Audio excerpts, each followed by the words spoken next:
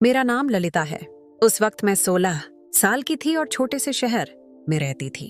हमारा घर एक पुराने मोहल्ले में था, जहां हर घर के दरवाजे खुलते ही पड़ोसी का आंगन नजर आता था। मेरे पापा एक सरकारी दफ्तर में क्लर्क थे, बहुत सख्त मिजाज के।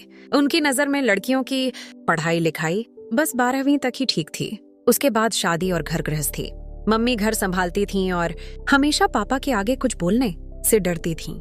मुझे बचपन से ही किताबें बहुत पसंद थीं। स्कूल में मैं हमेशा टॉप करती थी। 10वीं के बाद मैंने साइंस स्ट्रीम लेने का फैसला किया था, क्योंकि मुझे डॉक्टर बनने का सपना था। लेकिन जब मैंने घर में ये बात रखी तो पापा ने साफ मना कर दिया। लड़कियां कॉलेज जाकर क्या क्या सीखती हैं सब पता है मुझे। आजकल वहां पढ़ाई कम और फालतू हरकतें ज्यादा होती हैं। तू घर पर रहकर सिलाई कढ़ाई सीख, बस 12वीं तक काफी है। मैं रोते हुए अपने कमरे में चली गई। मम्मी ने बहुत मनाया, लेकिन पापा टस से मस नहीं हुए।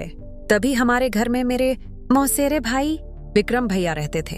विक्रम भैया पापा के भतीजे थे। शहर में एक प्राइवेट कंपनी में इंजीनियर थे।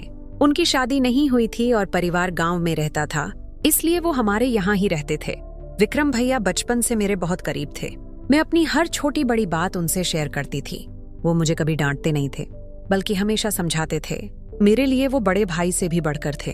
उस शाम जब मैं उदास बैठी थी, विक्रम भैया मेरे कमरे में आए। क्या हुआ ललिता, आंखें लाल क्यों हैं? उन्होंने प्यार से पूछा। मैंने फूट फूट कर रोते हुए सारी बात बताई। भैया चुपचाप सुनते रहे, फिर बोले, चिंता मत कर, मैं चाचा से बात करता हूँ। रात को खाने के बाद भैया ने पापा से बात की। मैं दरवाजे के पीछे से सब सुन रही थी। भैया ने बहुत समझदारी से बात रखी। चाचा, आज का जमाना बदल गया है, लड़कियां भी आगे बढ़ रही हैं। ललिता बहुत होशियार है, अगर इसे मौका नहीं दिया तो इसका टैलेंट बर्बाद हो जाएगा। आप फिक्र मत करो, मैं इसकी पूरी निगरानी रखूंगा। कॉलेज जाना आना, दोस्त सब पर नजर रखूंगा। अगर कोई गलती हुई तो जिम्मेदारी मेरी। पापा पहले तो गुस्सा हुए, लेकिन भैया ने बार बार यकीन दिलाया। आखिरकार पापा मान गए, पर सख्त चेतावनी के साथ।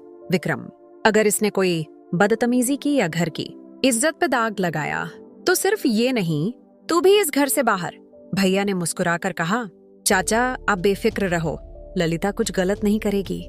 मुझे उस वक्त कुछ अजीब सा लगा कि भैया मेरी पढ़ाई के लिए इतनी जोर क्यों दे रहे हैं, लेकिन मैं इतनी खुश थी कि कॉलेज जाने का सपना पूरा हो रहा था कि कुछ और सोचने की फुर्सत ही नहीं थी। कुछ दिनों बाद विक्रम भैया मेरे साथ कॉलेज गए और एडमिशन करवा दिया। नया कॉलेज, नई किताबें, नई यूनिफॉर्म, सब कुछ सपने जैसा लग रहा था। पहले महीने में खूब मन लगाकर पढ़ती थी। सुबह जल्दी उठती, कॉलेज जाती, शाम को घर आकर होमवर्क करती और रात को भैया से दिन भर की बातें शेयर करती। भैया भी मेरी हर बात ध्यान से सुनते और हौसला बढ़ाते। धीरे धीरे कॉलेज में मेरी दोस्ती कुछ लड़कियों से हुई। उनमें से एक थी प्रिया। प्रिया बहुत बोल्ड थी। वो हमेशा मॉडर्न कपड़े पहनती, मोबाइल पर घंटों बातें करती और अपने बॉयफ्रेंड की बातें किया करती थी। शुरू में मुझे उसकी बातें अजीब लगती थीं, लेकिन धीरे धीरे मैं भी उससे घुलने मिलने लगी। एक दिन लंच ब्रेक में प्रिया ने मुझे अपनी फोन की कुछ तस्वीरें दिखाईं। वो और उसका बॉयफ्रेंड पार्क में कैफे में साथ में फिल्म देखते हुए। वो बोली, ललिता, जिंदगी सिर्फ पढ़ाई करने के लिए थोड़े ही है, थोड़ा मजा भी करना चाहिए। मेरा बॉयफ्रेंड मुझे बहुत प्यार करता है, हम दोनों एक दूसरे से सब कुछ शेयर करते हैं, कोई पर्दा नहीं। मैंने शर्माते हुए पूछा, सब कुछ मतलब? प्रिया हंस पड़ी और कान में फुसफुसाई, अरे वो सब जो फिल्मों में दिखाते हैं। तू अभी बच्ची है क्या? मैं लाल हो गई। घर आकर मैं बार बार उन बातों को सोचती। रात को बिस्तर पर लेटे लेटे दिमाग में अजीब अजीब ख्याल आने लगे। मैं खुद को डांटती, ललिता ये क्या सोच रही है, गंदी बातें हैं ये। लेकिन अगले दिन कॉलेज में प्रिया फिर वही बातें करने लगी। उसने मुझे कुछ रोमांटिक फिल्मों के नाम बताए और कहा कि इंटरनेट पर देख लूं। मेरे पास उस वक्त अपना मोबाइल नहीं था, सिर्फ एक पुराना फोन था जिसमें सिर्फ कॉल और मैसेज आते थे। एक शाम मैं घर पर अकेली थी। मम्मी पापा किसी रिश्तेदार के यहाँ गए थे। विक्रम भैया भी लेट आने वाले थे। मैं बोर हो रही थी तो भैया के कमरे में चली गई। उनका लैपटॉप टेबल पर रखा था। मैंने सोचा थोड़ा इंटरनेट चलाकर टाइम पास कर लूं। प्रिया ने जो फिल्म के सीन बताए थे, मैंने उन्हें सर्च करने की कोशिश की। पहले तो मुझे कुछ समझ नहीं आया, लेकिन गलती से मैं एक ऐसी वेबसाइट पर पहुंच गई जहां बहुत सी आपत्तिजनक वीडियो थीं। मैं डर गई और फौरन लैपटॉप बंद कर दिया। दिल जोर जोर से धड़क रहा था। मुझे लगा जैसे कोई गुनाह कर दिया हो। जब भैया घर आए तो मैं सामान्य व्यवहार करने की कोशिश कर रही थी, लेकिन वो मेरी परेशानी भांप गए। खाने के बाद वो मेरे पास आए और बोले, ललिता, आज कुछ अलग सी लग रही हो, कुछ हुआ क्या? मैंने हिचकिचाते हुए कहा, भैया, प्रिया ने कुछ फिल्मों के बारे में बताया है। मैंने आपके लैपटॉप पर देखने की कोशिश की, लेकिन गलत साइट खुल गई। मैं डर गई। भैया पहले तो चुप रहे, फिर गंभीर होकर बोले, ललिता, ये उम्र ऐसी ही होती है। हर चीज जानने की उत्सुकता होती है, लेकिन कुछ चीजें अभी जानने की नहीं है। वो तुम्हें नुकसान पहुंचा सकती हैं। मैंने पूछा, कैसा नुकसान? भैया ने कहा, कल रात सोचो इस बारे में, फिर मैं तुम्हें कुछ समझाऊंगा, लेकिन वादा करो कि बिना मेरे पूछे फिर कभी कुछ सर्च नहीं करोगी। मैंने वादा कर दिया। उस रात मुझे नींद नहीं आई। दिमाग में प्रिया की बातें, वो वेबसाइट और भैया की चेतावनी घूमती रही। अगले कुछ दिन सामान्य बीते। मैं कॉलेज जाती, पढ़ाई करती, लेकिन मन कहीं और रहता। प्रिया अब मुझसे और ज्यादा खुल गई थी। वो मुझे अपने बॉयफ्रेंड की चैट दिखाती, रोमांटिक मैसेज पढ़कर सुनाती। मैं सुनती तो थी, लेकिन अंदर से घबराती भी थी। एक दिन प्रिया ने मुझे एक लड़के से मिलवाया, राहुल। राहुल प्रिया का क्लासमेट था, बहुत स्मार्ट लगता था। उसने मुझसे बात की, मेरा नंबर लिया और कहा कि वो मुझे कुछ स्पेशल तस्वीरें भेजेगा। मैं घर आकर बेसब्री से इंतजार करने लगी। शाम को राहुल का मैसेज आया। उसने कुछ रोमांटिक फोटोज भेजी, कपल्स की। फिर बातें आगे बढ़ीं। वो बहुत मीठी मीठी बातें करने लगा। मैं पहली बार किसी अजनबी लड़के से इस तरह बात कर रही थी। दिल में अजीब सी हलचल थी। रात को विक्रम भैया ने फिर मुझसे पूछा, कॉलेज में आज क्या हुआ? मैंने झिझकते हुए राहुल वाली बात बताई। भैया का चेहरा गंभीर हो गया। वो बोले, ललिता, ये सब बहुत खतरनाक है। तुम अभी छोटी हो, ऐसे लड़के अक्सर धोखा देते हैं। मैंने कहा, लेकिन भैया, राहुल बहुत अच्छा लगता है, वो मुझे पसंद करता है। भैया ने लंबी सांस ली और बोले, ठीक है, आज रात मेरे कमरे में आना, मैं तुम्हें कुछ दिखाऊंगा जो तुम्हें सच का पता देगा। मैं समझ नहीं पाई कि भैया क्या दिखाने वाले हैं, लेकिन दिल में डर और उत्सुकता दोनों थे। रात के 10 बज चुके थे। घर में सन्नाटा था। मम्मी पापा अपने कमरे में सो चुके थे। मैं हल्के कदमों से विक्रम भैया के कमरे की तरफ बढ़ी। दरवाजा हल्का सा खुला था। अंदर टेबल लैंप की पीली रोशनी फैली हुई थी। भैया बिस्तर पर अधलेटे थे और लैपटॉप पर कुछ देख रहे थे। मुझे आता देखकर उन्होंने मुस्कुराकर इशारा किया कि अंदर आ जाऊं। मैं हिचकिचाते हुए अंदर गई और बिस्तर के किनारे पर बैठ गई। सर्दी का मौसम था, इसीलिए मैंने एक मोटा शॉल ओढ़ रखा था। भैया ने लैपटॉप मेरी तरफ घुमाया और बोले, ललिता, आज मैं तुम्हें वो सच दिखाने वाला हूँ जो शायद प्रिया या राहुल जैसे लोग तुम्हें कभी नहीं बताएंगे। स्क्रीन पर एक न्यूज वेबसाइट खुली थी। भैया ने एक के बाद एक कई खबरें दिखानी शुरू की। पहली खबर थी एक 17 साल की लड़की की, जिसे उसके बॉयफ्रेंड ने प्राइवेट फोटोज के बदले ब्लैकमेल किया, और जब लड़की ने मना किया तो फोटोज ऑनलाइन डाल दी। लड़की ने सुसाइड कर लिया। दूसरी खबर में एक लड़की को ऑनलाइन ग्रूमिंग का शिकार बनाया गया था। एक अजनबी ने पहले दोस्ती की, फिर प्यार का नाटक किया और आखिर में पैसे मांगे। तीसरी खबर में एक ग्रुप ऑफ लड़कों ने लड़की को फंसाया और उसकी जिंदगी बर्बाद कर दी। हर खबर पढ़ते हुए भैया रुकते और मुझे समझाते, ये सब उत्सुकता से शुरू होता है। पहले मीठी बातें, फिर थोड़ा और करीब आने की कोशिश, फिर गलत फोटोज या वीडियो मांगना, और अगर तुमने दे दी तो ब्लैकमेल, अगर नहीं दी तो धमकी। मैं चुपचाप सुनती रही। दिल में डर सा लग रहा था। आंखें नम हो गईं। भैया ने फिर एक डॉक्यूमेंट्री का छोटा क्लिप चलाया, जिसमें कुछ लड़कियां खुद अपनी कहानियां सुना रही थीं। कैसे वो धोखे में पड़ गईं, कैसे उनका भरोसा तोड़ा गया, कैसे घर वालों से छुपाती रहीं, और आखिर में सब बर्बाद हो गया। क्लिप खत्म होने पर भैया ने लैपटॉप बंद किया और मेरी तरफ देखा। ललिता, मैं तुम्हें डराना नहीं चाहता, मैं बस चाहता हूँ कि तुम समझो कि ये मजाक नहीं है। राहुल जैसे लड़के अक्सर सिर्फ टाइम पास करते हैं या ग्रुप में शर्त लगाते हैं कि कौन कितनी जल्दी किसी लड़की को फंसा सकता है। मैंने रोते हुए पूछा, भैया, तो प्रिया जो बातें बताती है वो सब झूठ है? भैया ने कहा, सब झूठ नहीं, लेकिन वो सिर्फ अच्छी बातें बताती है, बुरा अंत वो नहीं बताती। और जो लड़का सच में प्यार करता है वो कभी जल्दबाजी नहीं करता, वो इंतजार करता है, सम्मान करता है। फिर भैया ने मेरा फोन मांगा। मैंने बिना कुछ कहे दे दिया। भैया ने राहुल के मैसेज चेक किए। कुछ मैसेज तो बहुत रोमांटिक थे, लेकिन कुछ में राहुल ने आगे की बातें शुरू कर दी थीं। मुझे तुम्हारी एक स्पेशल फोटो चाहिए, तुम बहुत हॉट लगती हो, वगैरह। भैया ने स्क्रीन मेरे सामने रखी और बोले, ये देखो, ये प्यार नहीं, ये लालच है। मैं शर्मा गई। मुझे लगा जैसे कोई मेरे अंदर का भोलापन छीन रहा हो। भैया ने आगे कहा, मैंने आज दोपहर प्रिया से बात की थी। राहुल उसी का दोस्त है। प्रिया ने खुद बताया कि राहुल का असली इरादा कुछ और ही है, वो बस मजे लेना चाहता है। मैं हैरान रह गई। आपने प्रिया से बात की? भैया मुस्कुराए।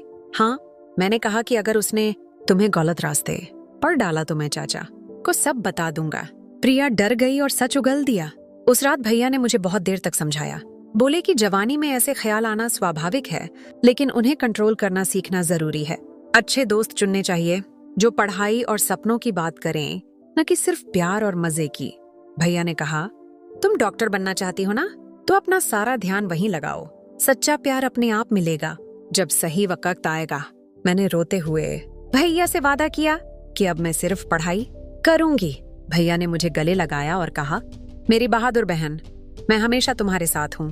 उस रात मैं अपने कमरे में लौटी तो मन हल्का लग रहा था, जैसे कोई बोझ उतर गया हो।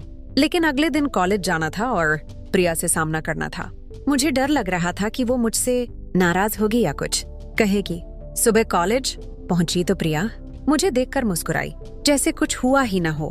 मैंने उसे एक तरफ ले जाकर कहा, प्रिया, मुझे अब तुम्हारी वो बातें अच्छी नहीं लगती। मैं सिर्फ पढ़ाई करना चाहती हूँ।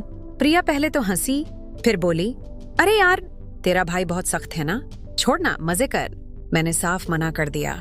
उस दिन से मैं प्रिया से दूर रहने लगी। कुछ दूसरी लड़कियां थीं जो सिर्फ पढ़ाई की बातें करती थीं। नेहा, सृष्टि और अनन्या। मैं उनके ग्रुप में शामिल हो गई। हम लाइब्रेरी में साथ बैठते, नोट्स शेयर करते, एक दूसरे के सपनों की बातें करते। विक्रम भैया अब मुझसे रोज कॉलेज की पूरी डिटेल पूछते, लेकिन अब मुझे बुरा नहीं लगता था। मुझे लगता था कि वो मेरी ढाल है। एक दिन भैया ने मुझे एक नया स्मार्टफोन गिफ्ट किया। बोले, अब तुम्हारी उम्र हो गई है, लेकिन इसका इस्तेमाल सिर्फ पढ़ाई और जरूरी बातों के लिए करना, कोई गलत ऐप या वेबसाइट नहीं। मैंने खुशी खुशी ले लिया। भैया ने फोन में कुछ पेरेंटल कंट्रोल एप्स भी डाल दिए थे, लेकिन मुझे एतराज नहीं था। मुझे अब समझ आ गया था कि वो मेरी भलाई के लिए है। कुछ हफ्ते शांति से बीते। पढ़ाई अच्छी चल रही थी। मैं टॉप करने की कोशिश कर रही थी। लेकिन एक दिन कुछ ऐसा हुआ जिसने मुझे फिर से हिला दिया। कॉलेज में एक नया लड़का आया था, आदित्य। बहुत हैंडसम, अच्छा बोलने वाला। वो साइंस ग्रुप में ही था। एक दिन ग्रुप प्रोजेक्ट के लिए हमें पार्टनर बनना पड़ा। आदित्य बहुत मददगार था। प्रोजेक्ट के बहाने हमारी बातें होने लगीं। वो मुझे अपनी फैमिली की बातें बताता, अपने सपने बताता। धीरे धीरे मुझे लगने लगा कि शायद आदित्य अलग है, वो राहुल जैसा नहीं। एक दिन आदित्य ने मुझे मैसेज किया, ललिता, तुम बहुत अच्छी हो, मुझे तुमसे बात करके बहुत अच्छा लगता है। मेरा दिल धड़क गया। मैंने घर आकर विक्रम भैया को बताना चाहा, लेकिन कुछ कहते हुए शर्म आई। मैं चुप रही। रात को आदित्य के मैसेज का जवाब देती रही। बातें धीरे धीरे रोमांटिक होने लगीं। आदित्य कहता, तुम मेरी जिंदगी में आकर सब बदल दिया। मैं खनिश थी, लेकिन कहीं अंदर डर भी था। मुझे याद आ रहा था भैया की बातें, लेकिन मैं खुद को समझाती, आदित्य तो अच्छा लड़का है, वो कभी गलत बात नहीं करता। एक शाम आदित्य ने कहा, ललिता, क्या हम वीकेंड पर कहीं घूमने चलें? सिर्फ हम दोनों। मैं चौंक गई। मुझे तुरंत भैया की चेतावनी याद आई। मैंने मना कर दिया। आदित्य ने बहुत मनाया, लेकिन मैं नहीं मानी। फिर उसने कहा, अगर तुम मुझसे सच में प्यार करती हो तो एक छोटी सी फोटो तो भेज सकती हो ना, बस अपनी। मैं समझ गई कि फिर वही खेल शुरू हो रहा है। मैंने फौरन भैया को सब बता दिया। भैया ने शांत स्वर में कहा, ललिता, तुमने सही किया जो बताया, अब मैं संभालता हूँ। अगले दिन भैया कॉलेज आए और आदित्य से मिले। क्या बात हुई मुझे नहीं पता, लेकिन उसके बाद आदित्य ने मुझसे बात करना बंद कर दिया। प्रिया ने आकर कहा, तेरा भाई तो बहुत डेंजरस है यार। मैं मुस्कुराई और बोली, नहीं, वो मेरे सबसे अच्छे दोस्त और गार्डियन है। धीरे धीरे कॉलेज का पहला सेमेस्टर खत्म होने वाला था। मैंने अच्छे मार्क्स लिए। पापा बहुत खुश हुए। भैया ने मुझे इनाम में एक अच्छी किताब दी। मेडिकल की तैयारी की, लेकिन जिंदगी फिर एक नया मोड़ लेने वाली थी। गर्मियों की छुट्टियां शुरू हुईं। मम्मी पापा गांव जा रहे थे। भैया को ऑफिस की छुट्टी नहीं मिली, तो वो शहर में ही रुक गए। मतलब मैं और भैया अकेले घर पर। मुझे थोड़ा अजीब लगा, लेकिन भैया तो मेरे भाई जैसे थे, क्या हो सकता था। गर्मियों की छुट्टियां शुरू हो चुकी थीं। मम्मी पापा गांव चले गए थे क्योंकि दादी की तबीयत कुछ ठीक नहीं थी। घर पर सिर्फ मैं और विक्रम भैया थे। पहले दिन तो सब सामान्य लगा। भैया ऑफिस गए और शाम को लौटे। मैंने खाना बनाया, हमने साथ मिलकर खाया और फिर अपनी अपनी पढ़ाई में लग गए। लेकिन रात को जब मैं अपने कमरे में लेटी तो अजीब सा ख्याल आया कि घर में सिर्फ हम दोनों हैं। मन में थोड़ी घबराहट हुई, लेकिन मैंने खुद को समझाया कि विक्रम भैया तो मेरे बड़े भाई जैसे हैं, क्या डरना। अगले दिन सुबह भैया ने कहा कि आज वो ऑफिस जल्दी से निपटा कर आ जाएंगे और हम दोनों कहीं घूमने चलेंगे। मैं खुश हो गई क्योंकि छुट्टियों में बोरियत हो रही थी। शाम को भैया मुझे अपनी बाइक पर लेकर एक पुराने पार्क में गए। वहाँ झील थी, हरी हरी घास और कुछ स्ट्रीट फूड के स्टॉल। हमने आइसक्रीम खाई, झील के किनारे बैठकर बातें की। भैया ने अपनी कॉलेज लाइफ की मजेदार कहानियां सुनाई, कैसे वो पढ़ाई में अव्वल थे और कैसे दोस्तों के साथ मस्ती करते थे। मैं हंसते हंसते लोटपोट हो गई। घर लौटते वक्त मुझे लगा कि भैया के साथ वक्त कितना अच्छा बीतता है। तीसरे दिन बारिश हो गई, पूरा दिन पानी बरसता रहा, बिजली भी चली गई थी। भैया ने कैंडल जलाए और कहा, चलो आज पुरानी फिल्में देखते हैं। हमने लिविंग रूम में लैपटॉप रखा और एक पुरानी रोमांटिक फिल्म लगाई। फिल्म में हीरो हीरोइन की लव स्टोरी थी। मैं फिल्म देखते हुए कभी शर्मा जाती तो कभी हंस पड़ती। भैया मेरी तरफ देखकर मुस्कुराते। फिल्म खत्म होने के बाद भैया ने कहा, ललिता, सच्चा प्यार ऐसा ही होता है, सम्मान, केयर और इंतजार, जल्दबाजी नहीं। मैंने सिर हिलाया, लेकिन मन में कुछ अजीब सा चल रहा था। छुट्टियां आगे बढ़ रही थीं। मैंने अपनी मेडिकल की किताबें पढ़नी शुरू कर दी थीं। भैया रोज शाम को मेरे साथ बैठकर उन्हें समझाते, कभी फिजिक्स के कॉन्सेप्ट, कभी बायोलॉजी के डायग्राम। उनकी समझाने की स्टाइल इतनी अच्छी थी कि मुश्किल टॉपिक भी आसान लगने लगते। एक दिन पढ़ाई के दौरान भैया ने मेरा हाथ पकड़कर पेन थमाया और कहा, यहाँ ये लाइन ड्रा करो। उनका हाथ गर्म था। मैंने फौरन हाथ छुड़ा लिया और शर्मा गई। भैया ने कुछ नहीं कहा, बस मुस्कुराए। उस रात मुझे नींद नहीं आई। मैं सोचती रही कि ये सब क्या हो रहा है। विक्रम भैया तो मेरे कजिन हैं, फिर ये अजीब फाइलिंग क्यों आ रही है। अगले दिन मैंने खुद को व्यस्त रखने की कोशिश की, घर की सफाई की, किताबें पढ़ी, लेकिन मन बार बार भैया की तरफ जाता। शाम को भैया घर आए तो उनके हाथ में एक पैकेट था। बोले, ललिता, तुम्हारे लिए कुछ लाया हूँ। पैकेट खोला तो अंदर एक सुंदर नीले रंग की ड्रेस थी। भैया ने कहा, तुम्हें नीला बहुत सूट करता है, ट्राई करके दिखाओ। मैं कमरे में गई, ड्रेस पहनी और आईने के सामने खड़ी हो गई। सच में बहुत अच्छी लग रही थी। मैं बाहर आई तो भैया मुझे देखते रह गए। उनकी आंखों में कुछ अलग सा था। बोले, वाह ललिता, तुम बड़ी हो गई हो, बहुत खूबसूरत लग रही हो। मैं लाल हो गई और फौरन कमरे में भाग गई। रात को खाने के बाद भैया ने कहा कि आज फिर फिल्म देखेंगे। इस बार एक थ्रिलर फिल्म लगाई। फिल्म में कुछ इंटीमेट सीन आए तो मैं असहज हो गई।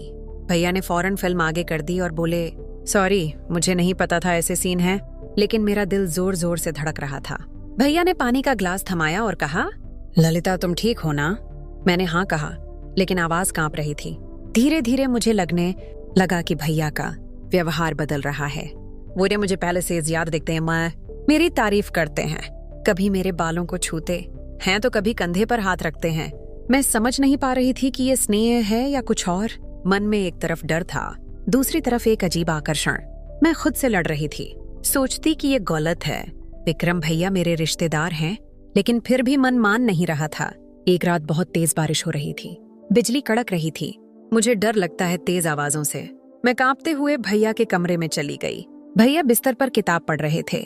मुझे देखकर बोले, क्या हुआ ललिता, डर लग रहा है? मैंने सिर हिलाया। भैया ने जगह बनाई और कहा, आओ यहाँ लेट जाओ, मैं हूं ना।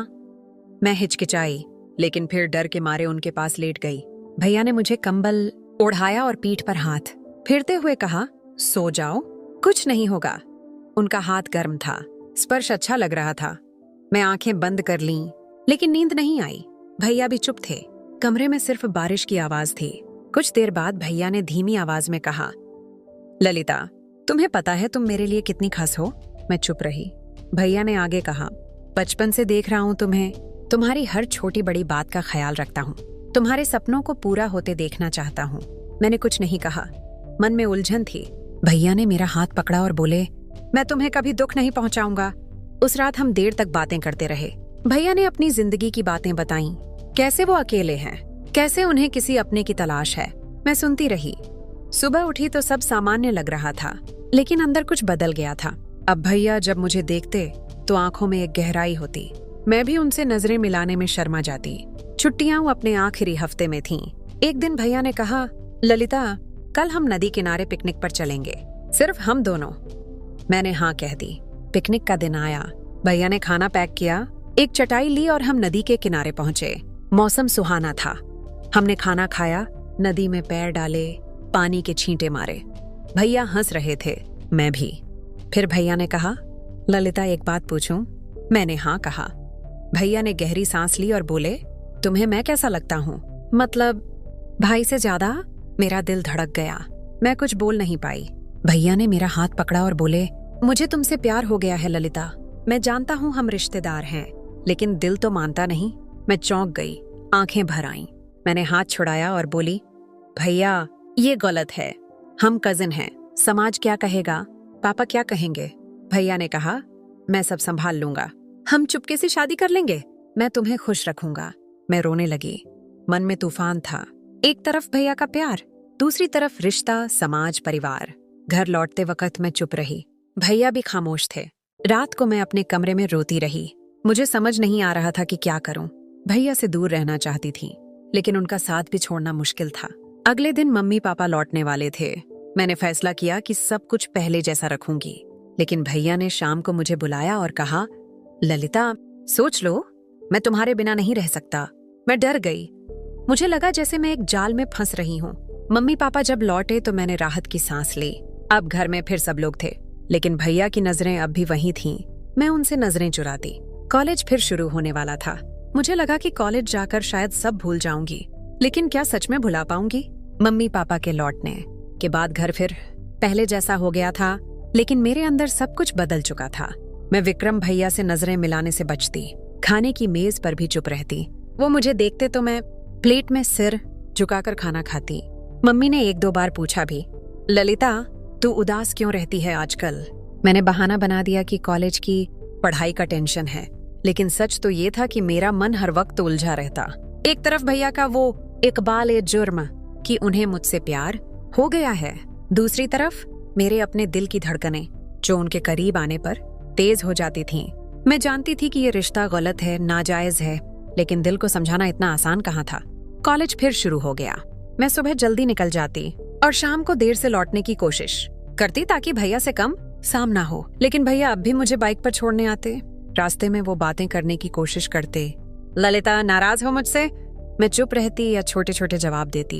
एक दिन भैया ने बाइक रोकी और बोले, देखो, मैं जानता हूँ तुम्हें बुरा लगा, लेकिन मैंने जो कहा दिल से कहा था। मैं तुम्हें मजबूर नहीं कर रहा, बस इतना जान लो कि मैं हमेशा तुम्हारे साथ हूँ, चाहे जिस हैसियत से। उनकी आंखें नम थीं। मैं कुछ बोल नहीं पाई और कॉलेज चली गई। कॉलेज में मैं खुद को पढ़ाई में डुबो देती। नेहा, सृष्टि और अनन्या के साथ ग्रुप स्टडी करती। लाइब्रेरी में घंटों बैठती। मार्क्स अच्छे आ रहे थे, टीचर्स तारीफ करते। लेकिन रात को जब अकेले कमरे में लेटती तो भैया का चेहरा सामने आ जाता। कभी पिकनिक वाली बातें याद आती, कभी बारिश वाली रात। मैं तकिए में मुंह छुपाकर रो लेती। मुझे लगता कि मैं बहुत बड़ा गुनाह कर रही हूँ। एक दिन कॉलेज में प्रिया फिर मेरे पास आई। बोली, यार ललिता, तू तो बिल्कुल बदल गई है। पहले कितनी मस्ती करती थी, अब तो साधु बन गई है। मैंने मुस्कुराकर टाल दिया, लेकिन प्रिया ने आगे कहा, सुन, राहुल ने तेरे बारे में पूछा था। कह रहा था कि तेरा भाई बहुत सख्त है, लेकिन तू बहुत क्यूट है। मैंने सख्ती से कहा, प्रिया, मुझे इन सब में इंटरेस्ट नहीं है, प्लीज अब ये बातें मत किया कर। प्रिया हंसकर चली गई, लेकिन मुझे डर लगा कि कहीं फिर कोई जाल न बिछे। घर पर भी तनाव बढ़ रहा था। विक्रम भैया अब देर रात तक ऑफिस का काम करते और मुझे देखते ही कमरे में चले जाते। मैं जानती थी कि वो भी दुखी हैं। एक रात मैं पानी पीने किचन में गई तो भैया वहां थे। मुझे देखकर बोले, ललिता, बात करनी है। मैं रुक गई। भैया ने कहा, मैंने फैसला किया है कि मैं कुछ दिनों के लिए गांव चला जाऊंगा, शायद दूरी से सब ठीक हो जाए। मेरे दिल में कुछ टूट सा गया। मैंने कहा, भैया, आप ऐसा मत करो, घर में आपकी जरूरत है। भैया ने उदास मुस्कान दी और बोले, जरूरत तो है, लेकिन अगर मेरी वजह से तुम परेशान हो रही हो तो बेहतर है मैं चला जाऊं। उस रात मैं अपने कमरे में फूट फूट कर रोई। मुझे एहसास हुआ कि मैं भैया के बिना नहीं रह सकती। अगले दिन भैया ने पापा से कहा कि गांव में कुछ जरूरी काम है, तो वो 1 महीने के लिए जा रहे हैं। पापा मान गए। भैया की पैकिंग चल रही थी। मैं चुपचाप उनकी मदद करती रही। जाते वक्त भैया ने मुझे अलग बुलाया और कहा, ललिता, अपना ख्याल रखना, पढ़ाई पर ध्यान देना। अगर कभी कोई परेशानी हो तो मुझे फोन करना, मैं हमेशा तुम्हारे लिए हूँ। उनकी आंखों में आंसू थे। मैं भी रो पड़ी और बोली, भैया जल्दी लौट आना। भैया चले गए। घर सूना सूना लगने लगा। भैया के जाने के बाद मैं और ज्यादा पढ़ाई में लग गई। रोज सुबह उठकर योगा करती, फिर कॉलेज, शाम को ट्यूशन। मम्मी पापा भी खुश थे कि मैं कितनी सीरियस हो गई हूँ। लेकिन रात को भैया का फोन आता। वो मेरी पढ़ाई के बारे में पूछते, हौसला बढ़ाते। कभी कभी बातें लंबी हो जाती। वो अपनी जिंदगी की बातें बताते, मैं अपनी। धीरे धीरे वो पुराना वाला दोस्ती वाला रिश्ता फिर लौटने लगा। लेकिन अब उसमें एक गहराई थी। हम दोनों जानते थे कि दिल में क्या है, लेकिन जुबान पर कुछ नहीं आता। 2 महीने बीत गए। भैया वापस नहीं आए। एक दिन पापा ने कहा कि विक्रम की शादी की बात चल रही है। गांव में एक लड़की देखी है, अच्छे घर की। मेरा दिल बैठ गया। मैंने मम्मी से पूछा तो मम्मी ने कहा, हाँ, उम्र हो गई है विक्रम की, शादी कर लेनी चाहिए। मैं रात भर सो नहीं पाई। मुझे लगा जैसे मेरी जिंदगी से कुछ छिन रहा हो। अगले दिन मैंने भैया को फोन किया। बोली, भैया आप शादी कर रहे हैं? भैया चुप रहे, फिर बोले, पापा ने बात की है, मैंने अभी कुछ फैसला नहीं किया। मैं रो पड़ी और बोली, भैया आप ऐसा मत करो, मुझे आपकी जरूरत है। भैया ने लंबी सांस ली और कहा, ललिता, तुम जानती हो ना कि मैं तुम्हारे बिना नहीं रह सकता, लेकिन हमारा रिश्ता, समाज, परिवार सब खिलाफ है। शायद शादी करके मैं भूल जाऊं। मैंने कहा, नहीं भैया, आप मुझे छोड़कर नहीं जा सकते। भैया ने कहा, ललिता तुम अभी छोटी हो, तुम्हारे सपने हैं, मैं तुम्हारी जिंदगी बर्बाद नहीं करना चाहता। उस फोन के बाद मैं टूट गई। मुझे समझ आ गया कि ये रिश्ता कभी पूरा नहीं हो सकता। मैंने फैसला किया कि मैं खुद को इतना मजबूत बनाऊंगी कि इन ख्यालों से बाहर निकल जाऊं। मैंने पढ़ाई में और डूब जाना शुरू कर दिया। मेडिकल एंट्रेंस की तैयारी शुरू की, कोचिंग ज्वाइन की, दिन रात किताबों में खोई रहती। सगाई का दिन आया। घर में रौनक थी। भैया की होने वाली मंगेतर आई। बहुत अच्छी लड़की थी, सीधी सादी, हंसमुख। मैंने मुस्कुराकर सबका स्वागत किया, लेकिन अंदर से खाली खाली लग रहा था। सगाई के बाद भैया मेरे पास आए और बोले, ललिता खुश रहो, यही मेरी दुआ है। मैंने मुस्कुराकर कहा, आप भी भैया। लेकिन आंखें भर आईं। शादी की तैयारी चलने लगी। मैंने खुद को पूरी तरह पढ़ाई में लगा दिया।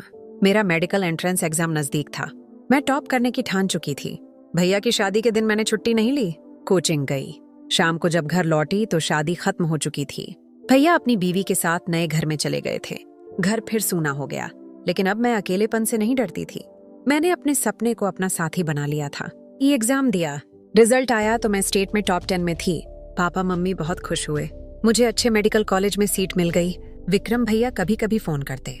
अब उनकी आवाज में सिर्फ बड़े भाई वाला स्नेह था। वो अपनी बीवी और आने वाले बच्चे की बातें बताते। मैं मुस्कुराकर सुनती। मन में कोई कड़वाहट नहीं थी। मुझे एहसास हो चुका था कि जो नहीं हो सकता उसे पकड़कर रखने से सिर्फ दर्द होता है। सच्चा प्यार अगर किसी को आजाद कर दे तो वही सबसे बड़ा प्यार है। कॉलेज का नया सफर शुरू हुआ। नए दोस्त, नई जिंदगी। मैंने खुद को नया बना लिया। नया मेडिकल कॉलेज शहर से काफी दूर था। हॉस्टल में रहना था। जाते वक्त पापा मम्मी ने आशीर्वाद दिया।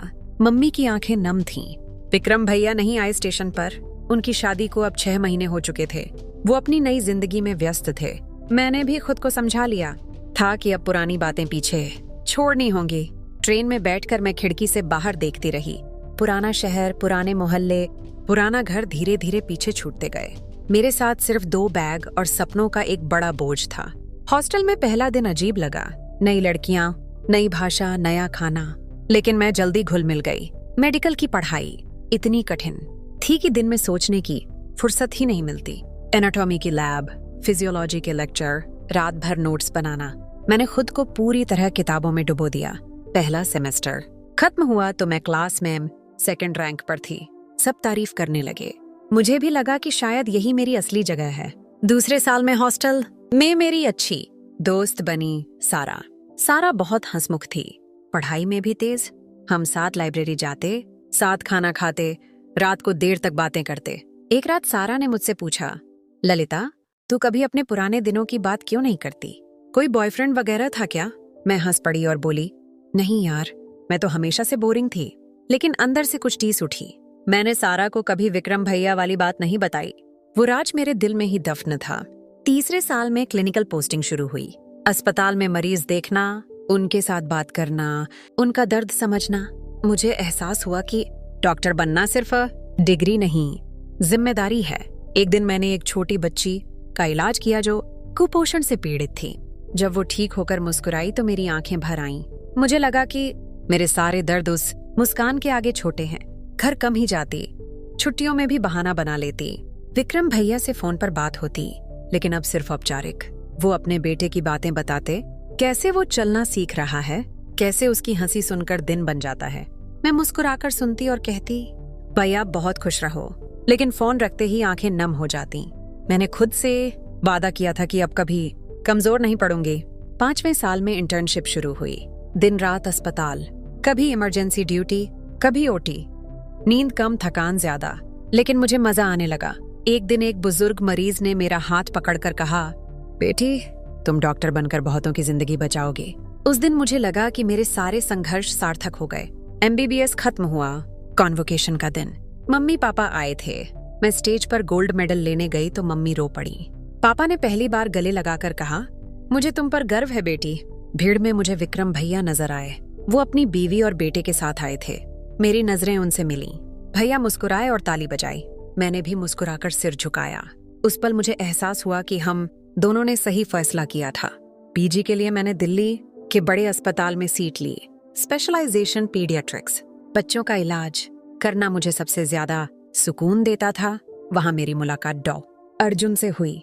अर्जुन सीनियर रेजिडेंट थे, बहुत समझदार, केयरिंग। हम साथ ड्यूटी करते, साथ मरीज देखते। धीरे धीरे बातें बढ़ी। अर्जुन को मेरी मेहनत पसंद थी, मुझे उनकी शांति। एक दिन बारिश में हम अस्पताल की कैंटीन में बैठे थे। अर्जुन ने कहा, ललिता तुम्हारे साथ वक्त बहुत अच्छा लगता है, क्या हम आगे बढ़ सकते हैं? मैं चौंक गई लेकिन मुस्कुरा दी। बोली, हाँ क्यों नहीं। अर्जुन के साथ रिश्ता बहुत सहज था, कोई जल्दबाजी नहीं, कोई दबाव नहीं। हम दोनों करियर पर फोकस करते। 2 साल बाद हमने शादी कर ली, सादा दर्जे की शादी। मम्मी पापा खुश थे। विक्रम भैया भी आए। उन्होंने मुझे गले लगाकर कहा, ललिता अब तुम सच में खुश हो ना? मैंने आंखों में आंसू लिए कहा, हाँ भैया बहुत खुश हूँ, आपकी वजह से। भैया समझ गए। वो मुस्कुराए और बोले, मैंने सिर्फ तुम्हारे सपनों की रक्षा की थी, बाकी तुमने खुद किया। शादी के बाद मैं और अर्जुन साथ प्रैक्टिस करने लगे। हमने एक छोटा सा क्लिनिक खोला जहाँ गरीब बच्चों का मुफ्त इलाज करते। मेरी जिंदगी में अब सुकून था। कभी कभी पुरानी यादें आती, लेकिन अब वो दर्द नहीं देती थीं। वो सिर्फ एक सबकत थी कि जवानी में गलतियां हो सकती हैं, लेकिन अगर समय पर समझ आ जाए तो जिंदगी संवर सकती है। आज जब मैं अपने क्लिनिक में बैठकर बच्चों को देखती हूँ तो सोचती हूँ कि अगर विक्रम भैया ने उस वक्त मुझे सही राह न दिखाई होती, अगर वो अपने दिल की सुन लेते, तो शायद मैं यहाँ न पहुँच पाती। भैया ने मुझे खोकर मेरी जिंदगी बनाई। उनका त्याग ही मेरा सबसे बड़ा सहारा बना। दोस्तों, ये कहानी मेरी अपनी नहीं, लेकिन ऐसी बहुत सी लड़कियों की है जो जवानी की दहलीज पर कदम रखते ही उलझनों में फंस जाती हैं। कभी परिवार का दबाव, कभी दोस्तों का बहकावा, कभी अपने ही दिल की पुलिंग। लेकिन याद रखिए, सच्चा प्यार वो नहीं जो आपको बांधे, बल्कि वो जो आपको आजाद करे, आपके सपनों को उड़ान दे। माता पिता से गुजारिश है कि बच्चों से दोस्ती करें, उनकी बातें सुने, बिना डांटे समझाएं। और आप युवाओं से कहूंगी, उत्सुकता बुरी नहीं, लेकिन उसे सही दिशा दें। गलत रास्ता आसान लगता है, लेकिन उसका अंत हमेशा दर्द देता है। विक्रम भैया आज भी मेरे सबसे बड़े हीरो हैं। वो मेरे भाई, मेरे दोस्त और मेरे मार्गदर्शक। उनकी वजह से आज मैं डॉ. ललिता हूँ। दोस्तों, इस कहानी से आपको क्या सीख मिली? क्या आपने कभी ऐसी उलझन महसूस की? कमेंट में जरूर बताइएगा। अगर आपको कहानी पसंद आई तो अपने दोस्तों के साथ शेयर कीजिए। हो सकता है किसी की जिंदगी संवर जाए। अगली कहानी तक अपना ख्याल रखिए। अलविदा।